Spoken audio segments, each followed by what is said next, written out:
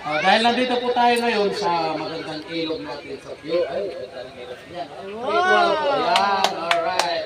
Ganyan. View po yan. Pinagmamalaki na. Pero maraming tayo. Kalabaw. Tignan mo yung kalabaw, yung kalabaw. Kalabaw, yung kalabaw. Yan, yung kalabaw yun sa likod. Yan. Ayan. Dahil nandito po tayo sa tubig. Yan, ang pag-uusapan po natin ngayon, yung yung isda. Tatanungin ko po kayo ngayon kung anong i-question ko po kayo ngayon, ha? Kung talagang masasagot po ninyo ito yung mga tanong po. Okay po. Ayan. Mauna ka, tol. Mauna ka. Ito yung tanong. Kailangan, pagka nasagot mo, tol, wala ka pang bayad. Utang muna, ha? Utang. Sige. Okay. Gcash na, Gcash. Sige. Ngayon, isa na. Anong isda ang natatakot sa tubig? Huwag mo nga nilibig.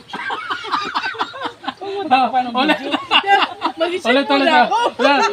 Sorry. Excited. Napadpalan. Anong isda ang takot sa tubig? Ang ganda! Ulit.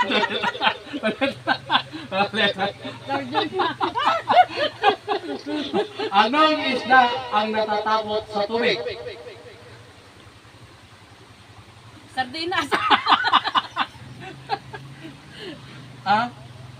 Isa, dua, tatlo, apat, lima. Wala. Sa kabila. Alimatok. Sa kabila.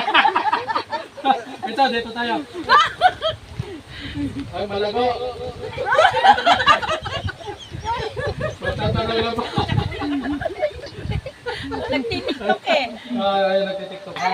Ayun, tama. Siya, uli mo na yan. Tatanong ako sa'yo. Shampoo mo na yan. Anong isda, dahil nandito tayo sa tubig, yan. Isda pag-uusapan natin. Ayan. Anong isda ang takot sa tubig? Correct! Okay.